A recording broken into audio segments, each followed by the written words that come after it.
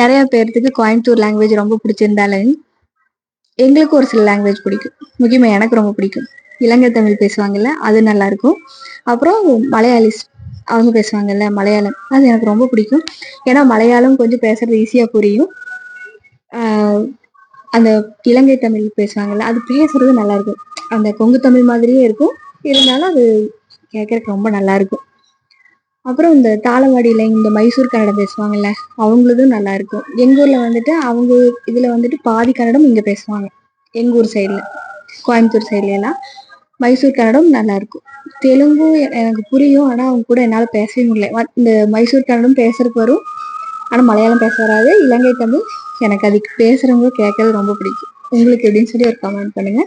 வேற எந்த ஊருக்காரர் இருந்தாலுமே எல்லாத்துக்குமே இந்த கோயம்புத்தூர் தமிழ் ரொம்ப பிடிக்கும். ஏன்னு அப்படின்னு சொல்லி எங்களை கிண்டல் பண்ணுவாங்க.